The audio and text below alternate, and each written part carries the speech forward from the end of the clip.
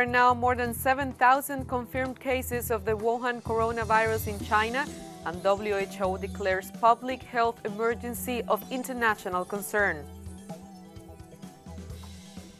Russian President Vladimir Putin met today with Israeli Prime Minister Benjamin Netanyahu to discuss the U.S. Middle East peace plan. And Brazil has reported at least 66 deaths and many others missing after heavy rains in the southeastern region. From the headquarters of Telesur English in Havana, Cuba, this is From the South. I'm Cristina Escobar.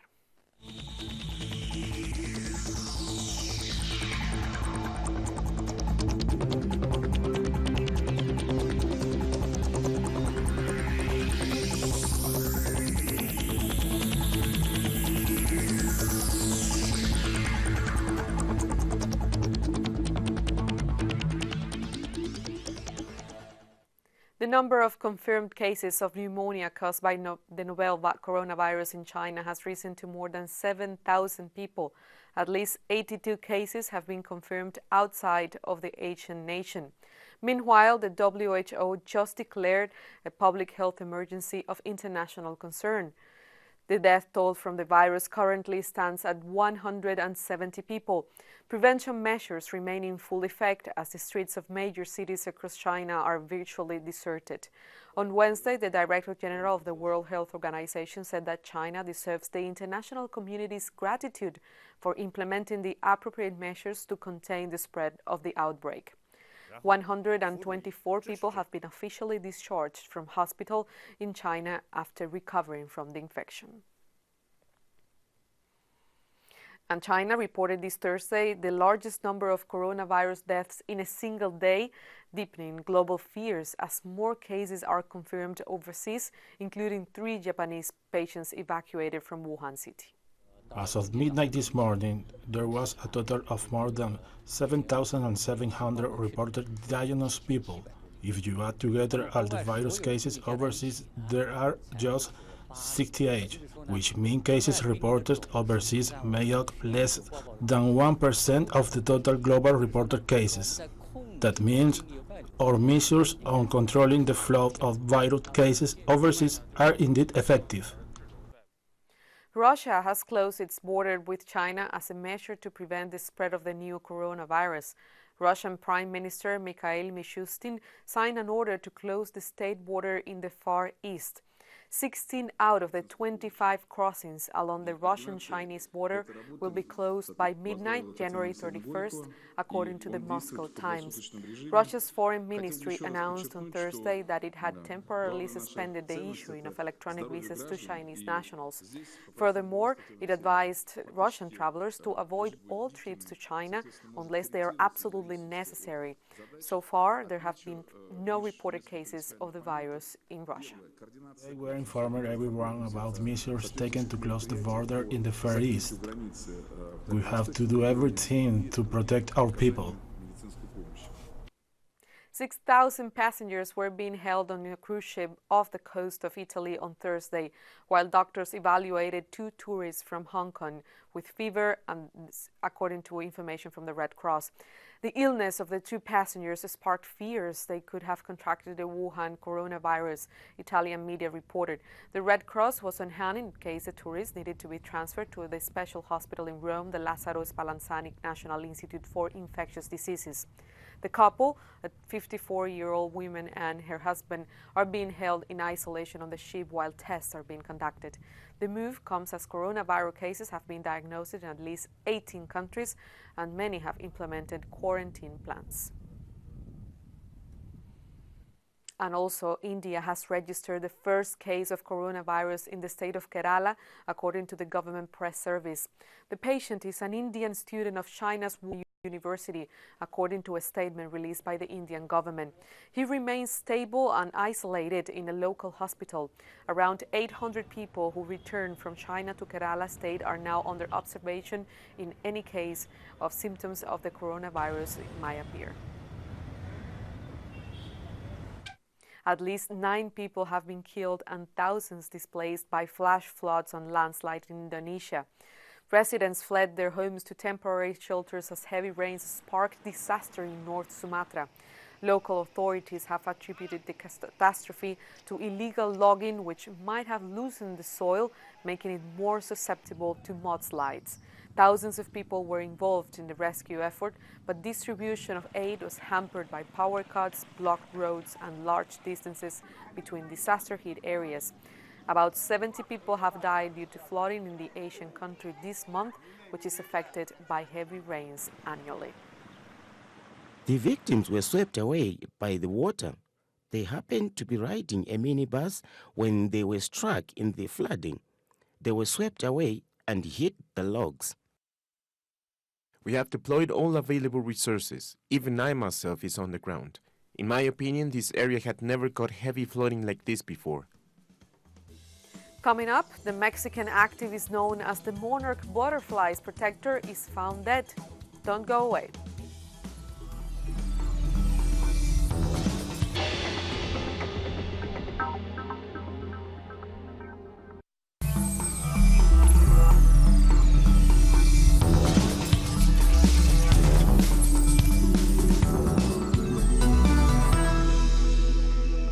Welcome back.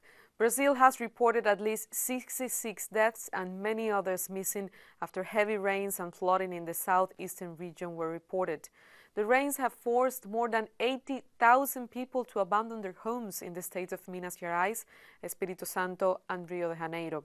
Social movements note the flooding has been more intense due to the collapse of mining dams in the region in recent years. Streets were flooded and cars swept away in Brazil's third biggest city, Belo Horizonte, following the worst storm on Tuesday night. January has been the wettest month in Brazil for over 100 years.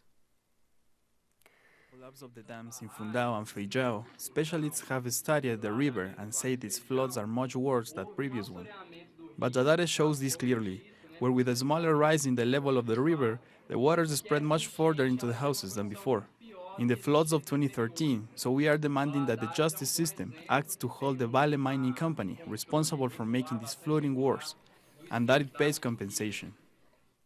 The president of Venezuela, Nicolás Maduro, has said he's willing to restore consular relations with the Colombian government. This comes after Venezuelan authorities apprehended former Senator Aida Merlano, who escaped from a Colombian prison last year. I am willing to restore relations at the consular level with the Colombian government so that all these issues can be carried out through the appropriate channels. Iván Duque, enough of such folly, enough of this ideological fanatism, enough of your political extremism. Put your feet on the ground and let's be pragmatic.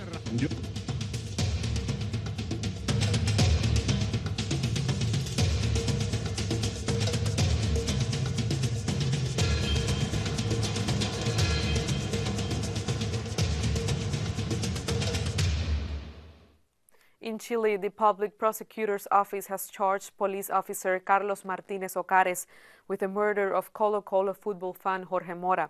The officer allegedly ran over 37-year-old Mora after a football match on Tuesday night. Relatives of the victim say he was deliberately targeted by the police, who then prevented him from receiving medical treatment. Videos of the police van mowing Mora down were shared on social media. And a vigil held in tribute to Jorge Mora ended with police repression and 2 subway stations being set alight. Police intervened to try to disperse those gathered, while some protesters responded by setting fire to a metro station and an armored police vehicle. Mexico has deported a group of Central American migrants that were arrested after they forced their way through a police blockade and headed for the United States. Around 500 men, women, and children who were part of the caravan scrambled over a rusty metal fence and surged into a concrete riverbed heading towards San Diego on Sunday. Mexican authorities confirmed 98 arrests of migrants, claiming they were instigators encouraging members of the caravan to illegally cross the border. It was the first time I made the journey. Now I'm asking people to not to try it, because the situation with crossing the Mexican border is tough. I ask mothers to not take their children, because it's tough to see a child on the journey. under the burning sun.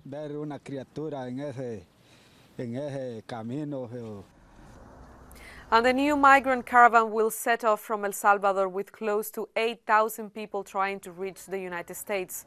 It is expected that the caravan will arrive to Mexico's southern border by this weekend. Activists say that Mexico's strategy to stop migration flows violates human rights. And Dominica is set to build a new international airport. Prime Minister Roosevelt Skerrit has assured landowners that funds will be disbursed soon for the construction of the new facility. Skerrit has also expressed gratitude to China for its assistance in the project. And so I want to thank the government of the People's Republic of China for this and for their commitment to financing it, because we all know that it would be impossible for us as a nation to finance the airport by ourselves. And so to have a friend and a developing partner like China, you know, who's committed to assisting us with the construction of the airport is certainly a wonderful gift to the people of Dominica. The NGO Jamaica Aid Support for Life has called for a broader definition of sexual harassment to include stalking and harassment in the streets. The suggestions were made at a joint select committee of the Jamaican Parliament, which reviewed on a new bill on the issue on Wednesday. The reality is, street harassment is one of the most common forms of harassment worldwide. And we were very much disappointed to see that this legislation as being contemplated was confined to institutions. We think that it provides an excellent opportunity for us to look at street harassment. It is one of the forms of harassment that has had damning effects of many of our citizens. The data out there shows that 68% of harassment that takes place is street harassment.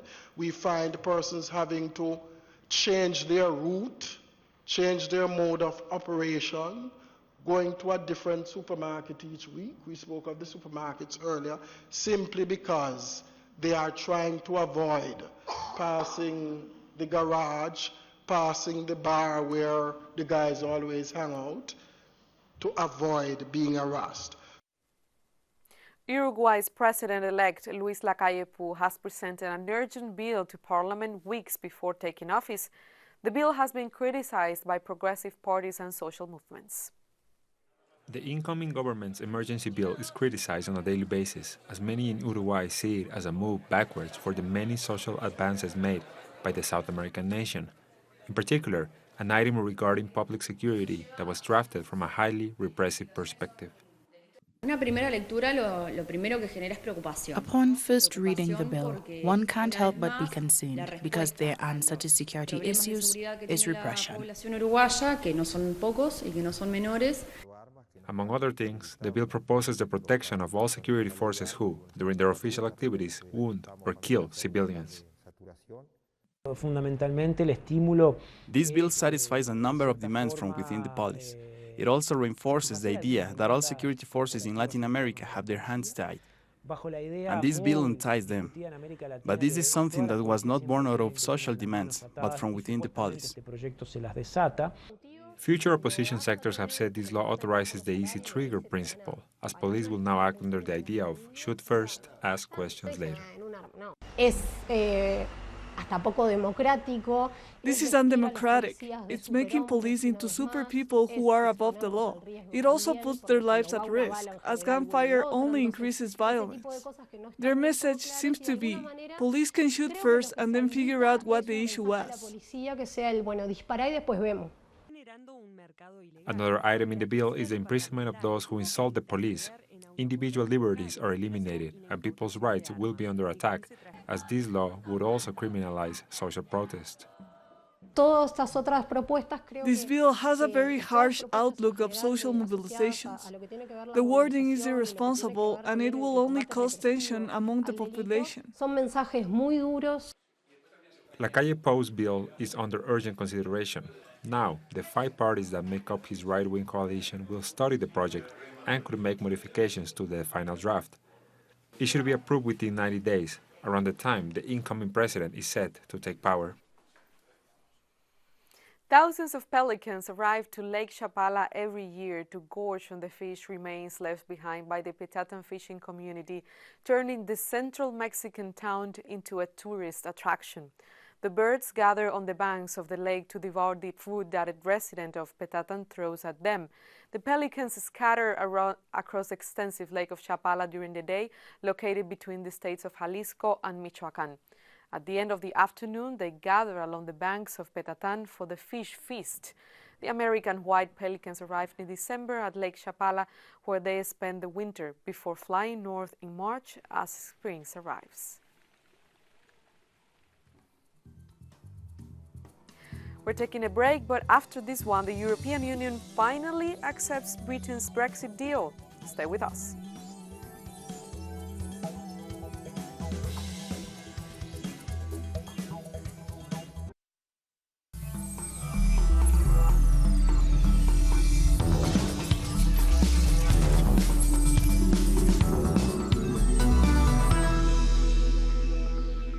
Welcome back. Russian President Vladimir Putin met today with Israeli Prime Minister Benjamin Netanyahu in Moscow to discuss the U.S. peace plan for the Middle East set to be implemented in June. Netanyahu made a stopover in the Russian capital on January 30th after visiting Washington, where U.S. President Donald Trump unveiled his long-awaited proposal. The Russian nation has played an important role as mediator between Israel and Palestine during recent years. Trump's plan would give Israel control over Jewish settlement on the West Bank and the strategic Jordan Valley, while it also declared Jerusalem as Israel's undivided capital. Palestinian President Mahmoud Abbas immediately rejected the plan as pro-Israel and noted that Palestinians would prefer to continue peace talks with neutral mediators. And we stay on topic because Palestine's ambassador to the United Nations, Riyad Mansour, has announced that President Mahmoud Abbas will request that the Security Council pass a resolution to condemn Trump's Middle East peace plan. These consultations will be culminated in a visit by President Abbas within the next 2 weeks to the Security Council, in which he will put before the entire international community the reaction of the Palestinian people and the Palestinian leadership against this onslaught against the national rights of the Palestinian people by the Trump administration. And we will also be consulting with everyone to hopefully by that time we will have agreement on a text that the Security Council will vote on it. Greece announced it wants to install a floating barrier in the Aegean Sea to deter migrants from arriving on its shores. However, the UN Refugee Agency has stressed that refugees fleeing conflict have a fundamental right to seek asylum and safety and should not be hindered by barriers. Greece wants to install a 2.7-kilometer-long net-like barrier in the sea off the island of Lesbos, whose Moria migrant camp is operating at 6 times its capacity. Boris Sheshirov, UN Refugees Agency spokesperson in Athens, said speeding up the asylum process and a faster transfer of migrants from islands to the mainland and the rest of Europe would help Greece to deal with the huge numbers in overcrowded camps across the country. On Thursday, migrants and refugees, mainly women and children, staged a protest over the deteriorating conditions in the Moria camp, asking to be transferred from the island. Greece has to have fast procedures to ensure that people are given access to asylum quickly when they need it, and for those that should not stay and they have no legitimate right to stay, that they can go back. Then there's the element of solidarity. We have 41,000 people on the islands, and that needs to be shared by other regions in Greece, so solidarity within Greece's regions, but also with EU member states. The NGO rescue vessel Open Arms has rescued 282 people in the Mediterranean Sea within a week and is now waiting for authorization to dock. On Wednesday, Open Arms rescued a small vessel in danger carrying 45 people in poor physical conditions, including an injured 5-year-old boy. Those rescued include at least 3 women and 38 unaccompanied children from South Sudan, Gambia, and Senegal, also from Chad and Central African Republic. The Open Arms vessel is the only rescue boat in the Mediterranean Sea at this time and has performed 4 rescues since Monday. The NGO ship has requested authorization to take migrants to safe harbor. The first question and answer session on the impeachment trial against Donald Trump ended on Wednesday in Washington after the first clash between House managers and the Trump legal team lasted. During the 8th full day of the impeachment trial against Trump, Congress members and White House lawyers answered the questions of 100 senators. The questions were focused on the alleged withholding of millions of dollars in military aid to Ukraine in exchange for an investigation to Hunter Biden, son of Democrat candidate Joe Biden. On Friday, senators will decide whether to call witnesses or to move to a vote on Trump's acquittal. Trump's legal team warned that if the Senate votes to call witnesses, it would change the nature and scope of the proceedings and could lead to court challenges that would draw out the trial. The United States House of Representatives approved a bill this Thursday that restricts the power of President Donald Trump to launch military actions against Iran. With 288 votes in favor and 175 against. The bill prevents the Department of Defense from providing funds for military actions against Iran without the prior approval of the Congress. The move comes nearly a week after President Trump green-lighted a U.S. drone strike that killed a top Iranian general and led to increased tensions with Tehran. Now, Speaker Pelosi is choosing to put this Former Ivory Coast Prime Minister Guillaume Soro has announced his intention to run for president in the upcoming elections. Soro, who is living in exile in France after a falling out with the current government due to allegations of treason, said he will return to his country to stand in the elections. Soro was Prime Minister from 2007 to 2012. He later became President of the National Assembly before quitting in 2018. I am a candidate for the presidency of the Republic of Ivory Coast, first of all because I love my country. And after all these years in government, in the National Assembly, I think I can better serve my country.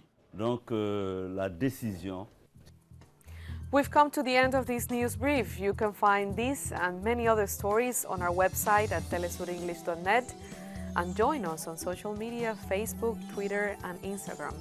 For Telesur English, I'm Cristina Escobar. Thank you for watching.